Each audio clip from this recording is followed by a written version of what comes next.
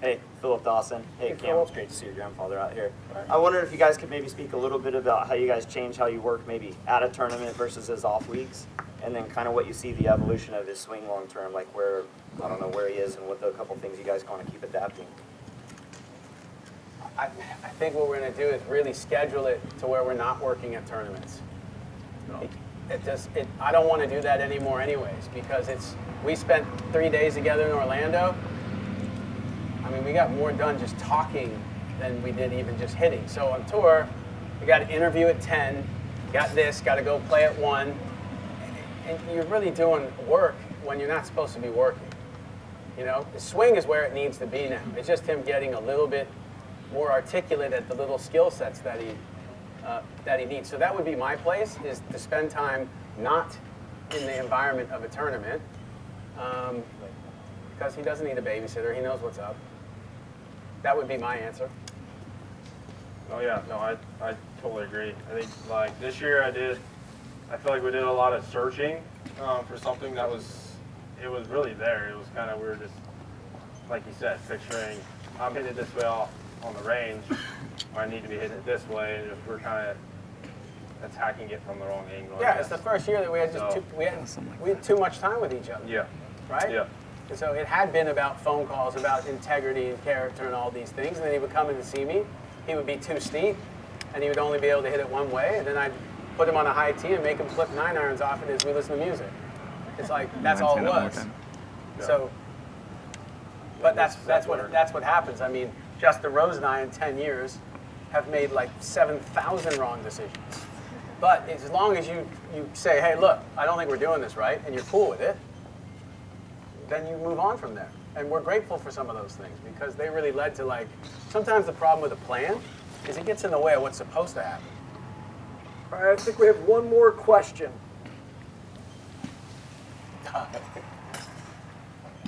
Nice shirt, Doug Gim. Let him introduce himself. Hi, Cameron. It's such a pleasure to be here. You know, it's Hold on a second. Hold on. That's Doug Gim. today. Doug made a putt 3 weeks ago. This was one of the great putts of 2019. Oh, yeah. His putt got him a job. Made a putt on the 18th hole of Victoria National to get his PGA Tour card. That's Doug Gim.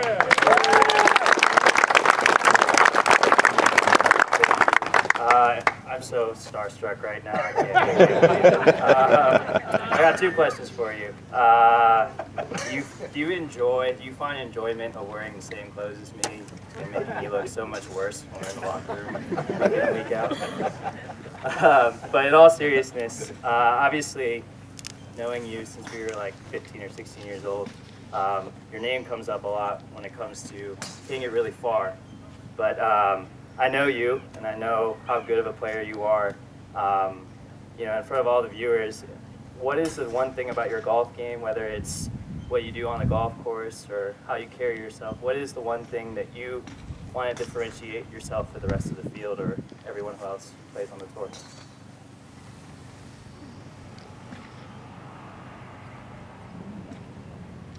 You know, that's what I've thought about a lot, and like you said, talking to Sean, it's a lot of perspective. I would say just, it's not even golf related, it's just being me. I think there's a lot of guys on tour that are just phony. They say the things everyone wants to hear. And it comes from an innocent place. I don't even think they know they're doing it. I know, yeah, but just, it's as far as just, in that aspect, just being you, being who you truly are. You know, obviously there may be some good, there may be some bad, but it's just staying true to who you are and not really, you know, going away that maybe it could be anyone. It could be your club companies, it could be whoever, media, some guy you just met. It could be anything. So I think last year I kind of, like you said, when I got in the feature groups, you know, I was just saying what they wanted to hear. I wasn't really saying what was on my mind. So. Yeah, basically love everyone and trust few, you know what I mean? Yeah. Like, that's the way. Love is always good, and trust just shouldn't be given easily. Yeah, so I think for me I think it's really that. It's not even really golf related, honestly. I actually think there's one more question from another PGA Tour player who's here to support Cameron and his foundation. I'll let him introduce himself. Lots of Canadians around, Cam. It's always good to have Canadians around you folks. Hey everyone, my name is Nick Taylor. Happy to be here and support Cam. I'd like for you to explain just what we're doing here today and what you're supporting in your foundation event today.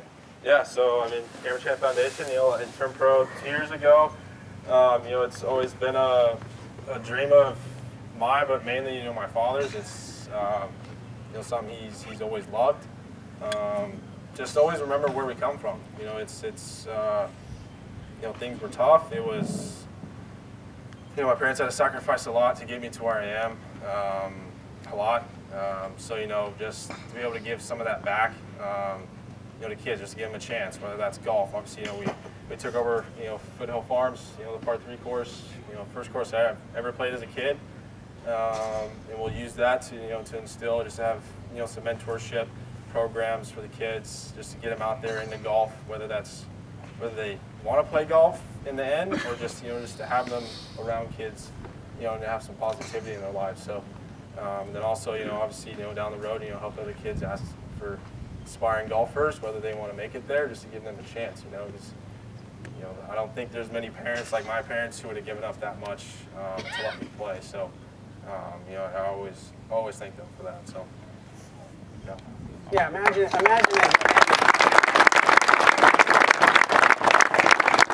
I guess my own kind of vision for Cam is like, imagine you get to the point where you have 10 majors and you have, it doesn't even have to have your name on it, but you have 8 centers around the country that support battered women. I mean, that's why, to me, for him, I know that's not why everyone wants to be successful, but I've kind of seen the ups and downs and the heights of my own career, and I just think that when it comes back to, like, we need connectivity as human beings and we need love, and right now there's so much division, and he can embrace it. Like last year at Phoenix Open, he wore that outfit that was made out of black and white, and I was like, that needs to be every week. That's Tiger on Sunday.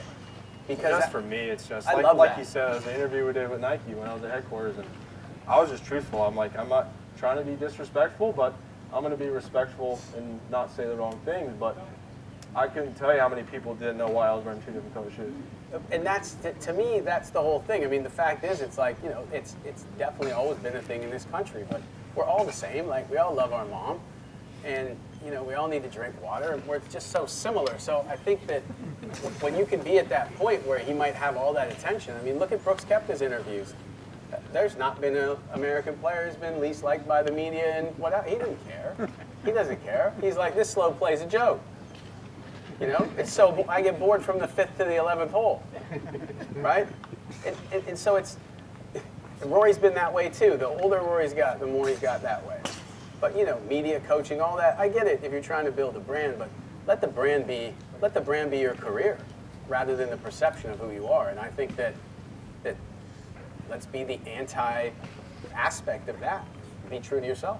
Because if you're true to yourself, you're powerful. It takes a lot of energy to be someone you're not. That's a good segue. I know you want to acknowledge somebody who's here. Oh, yeah. Because you're not who you are unless you have something that is inside of you that came from somebody else. So I know you want to talk about him. Oh yeah, Papa Champ.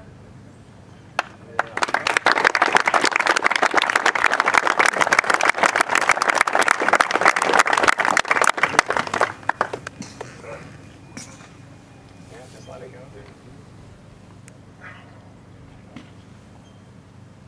Might be hard for me to talk.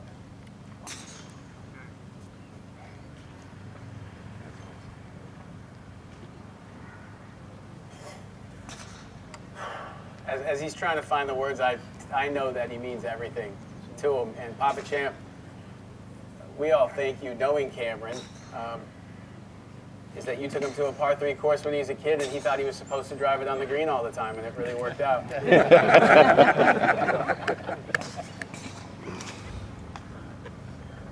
I'm not sure if I'm able to talk or not.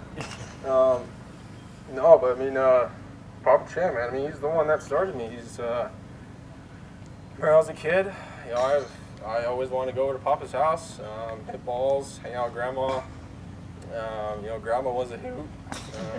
She was 60, but she was about 20. It was just, I wanted to play golf. I'd call Grandpa every single day, like I said, at Foothill Farms. They had a deal for about a year for a year membership, it was like $70, I think, for the year. Play as much as you want. So I'd call him every day. I remember one time I called him. I can't remember what I was doing. It's one of the stories. I was out there all day, and he kept asking me, when do you want to come home? And I just kept saying later, and I just stayed out there all day long. So he's the driving force. He's the backbone. You know, I think he's who me and my father look up to, who we want to be. You know, through the times Pops went through. As a kid, that's why I said knowing where I come from is very important to me. So it's something that I'll always cherish, I'll always never take for granted, and it's all thanks to Pops. So.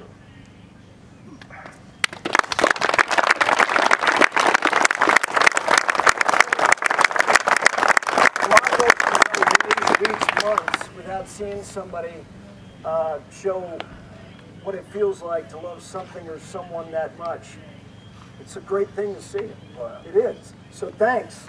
And with that, I think Derek is going to sing our national anthem for us to get the day started and let you guys go out and play some golf.